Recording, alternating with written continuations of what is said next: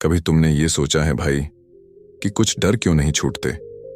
क्यों कुछ डर दिमाग से निकल जाते हैं और कुछ डर सालों तक शरीर में टिके रहते हैं?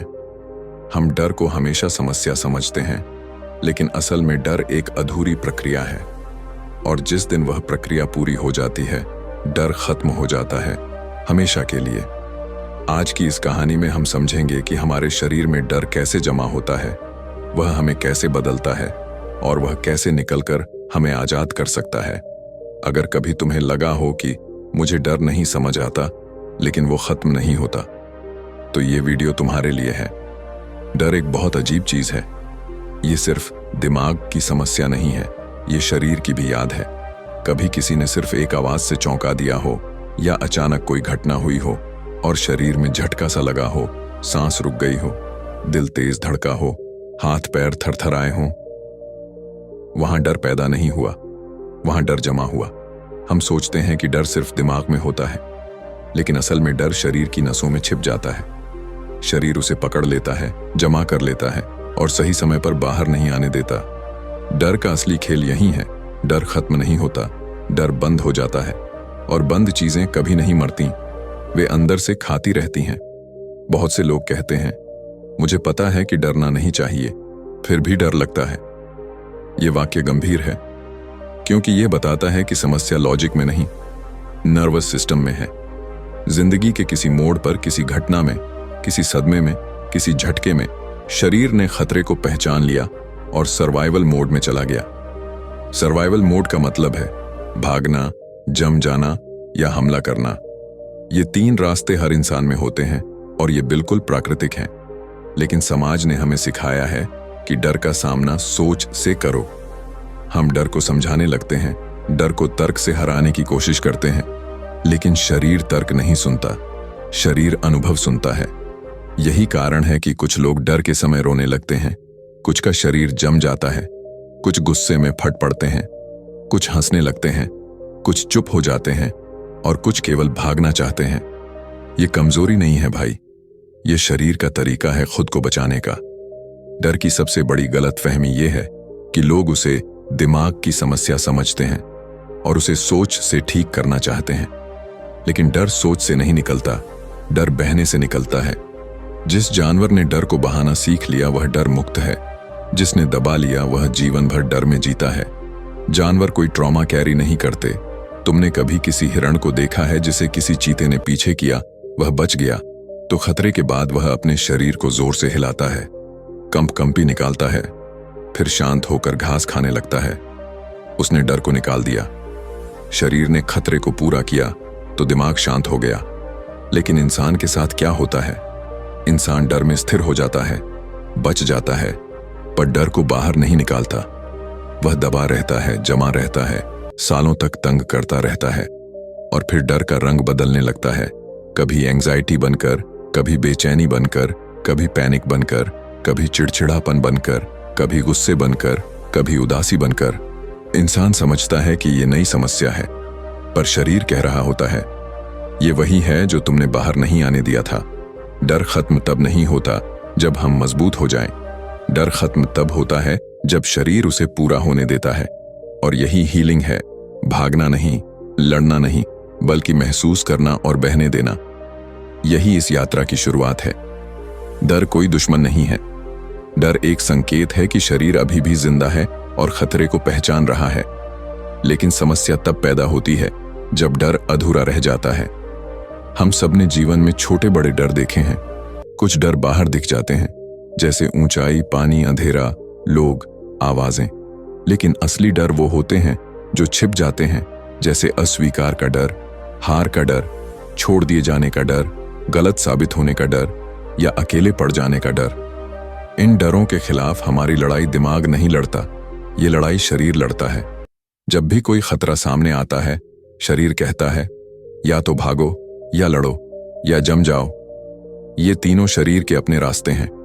लेकिन इंसान ने समाज बना लिया, नियम बना लिए, सभ्यता बना ली और यही शरीर के रास्ते को रोकने लगा। कोई बच्चा डर कर रोना चाहता था, लेकिन उसे बोला गया रोना नहीं, मजबूत बन। शरीर डर को खत्म करना चाहता था, लेकिन समाज ने उसे रोक दिया। कोई इंसान डर के समय कांपना चाहता था, लेकिन उसे बोला गया, शांत रहो, खुद को संभालो। शरीर खतरे की ऊर्जा को हिलाकर बाहर निकालना चाहता था, पर हमें सिखा दिया गया कि ऐसा करना गलत है।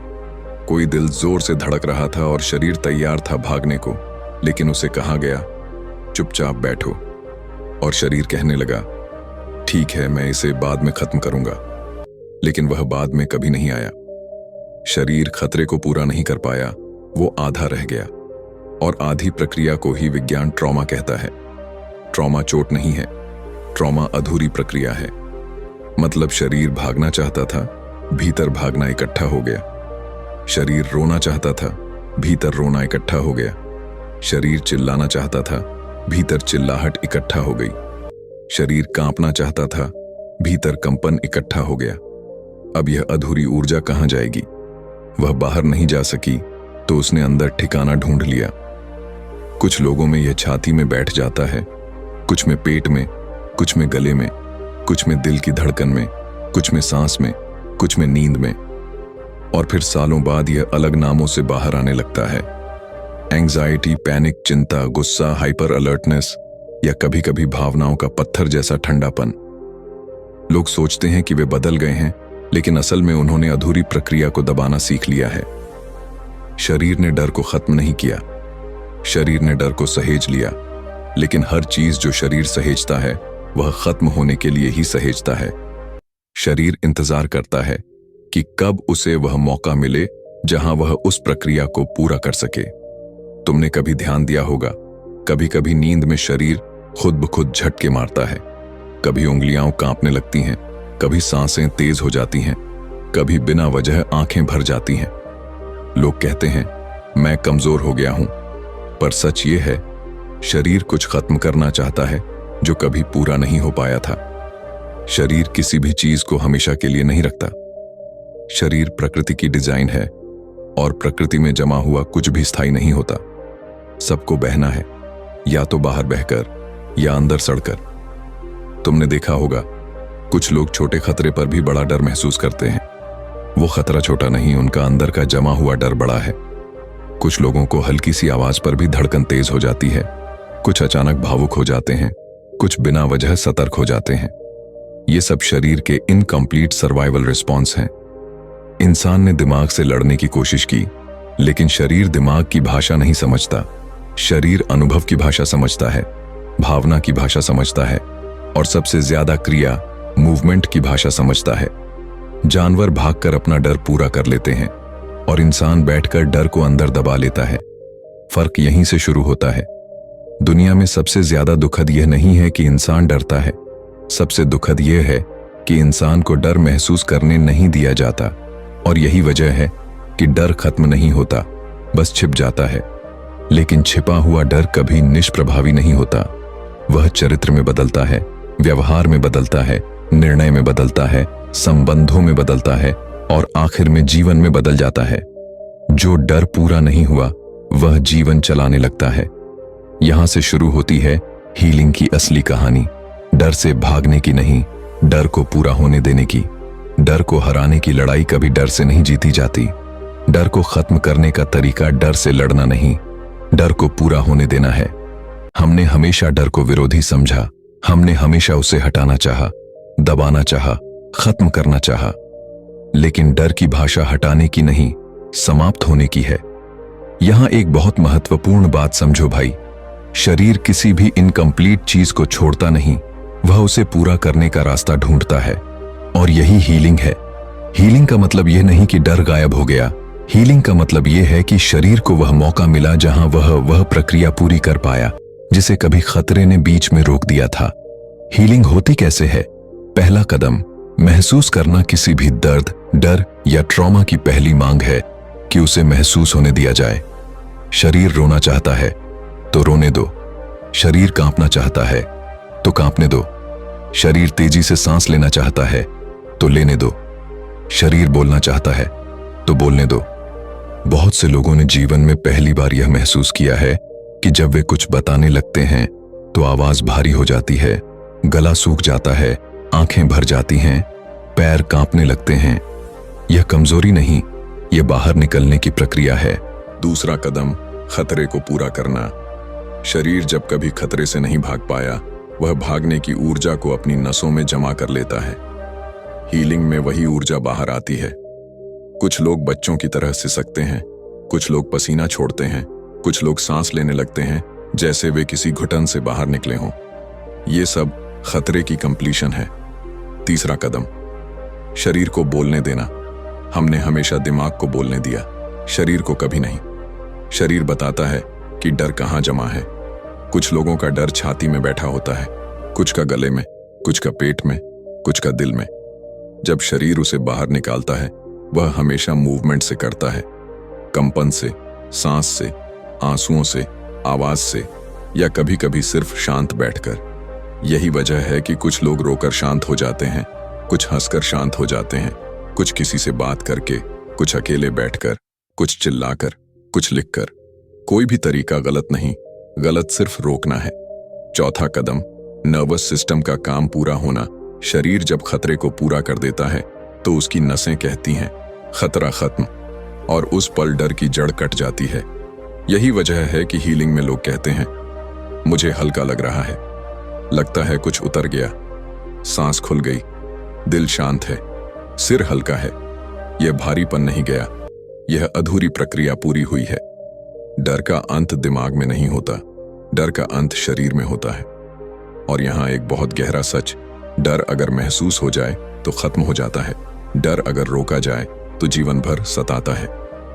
इसीलिए जो लोग डर से भागते हैं वे डर के साथ जीते हैं, और जो लोग डर को महसूस होने देते हैं वे डर से मुक्त हो जाते हैं। हीलिंग के बाद क्या होता है?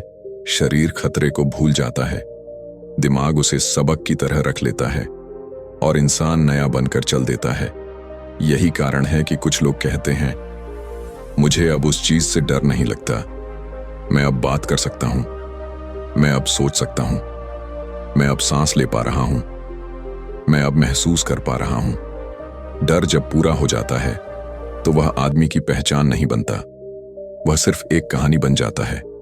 और सबसे खूबसूरत बात, डर हमें तोड़ता नहीं है, डर हमें बड़ा करता है। क्योंकि जो चीज हमें मार नहीं पाई वह हमें मजबूत बनाकर ही छोड़ेगी। इसलिए भाई याद रखना, डर कोई बीमारी नहीं था, डर एक अधूरी प्रक्रिया थी। और जिंदगी में जो कुछ भी अधूरा नहीं छोड़ा गया वह कभी तकलीफा नहीं बनता। अगर तुम्हारे अंदर भी कोई डर जमा है, कोई अधूरी बात, कोई अधूरा रोना, कोई अधूरी कहानी, तो वह बाहर आने के लिए इंतजार कर रहा है। बस तुम उसे अनुमति दे दो, फिर डर खत्म होगा हमेशा के लिए। दोस्तों, डर कोई कमजोरी नहीं था, डर कोई बीमारी नहीं थी, डर कोई दोष नहीं था। डर बस एक यात्रा थी जिसे पूरा होने दिया जाना चाहिए था। जिस दिन तुमने अपने शरीर को बोलने दिया, महसूस होने दिया, कांपने दिया, रोने दिया, हंसने दिया, उस दिन डर खत्म हुआ। जैसे तूफान गुजरते ही आसमान साफ हो जाता है। ये हीलिंग की ताकत है, ये शरीर की बुद्धि है। क्योंकि शरीर कभी तुम्हारे खिलाफ नहीं होता, वह हमेशा तुम्हें बचाने में लगा होता है। अगर ये वीडियो किसी को राहत दे, किसी को समझ दे, किसी को उम्मीद दे, तो इसे ऐसे लोगों तक जरूर भेजो जो अपनी लड़ाई चुपचाप अकेले लड़ रहे हैं। और ऐसे ही गहरे, सच्चे और दिल को छू लेने वाले वीडियो सुनने के लिए हमारे चैनल देहाती माइंड 2.0 को सब्सक्राइब कर लो। यहाँ सिर्फ बात नहीं होती, यहाँ जिंदगी समझी जाती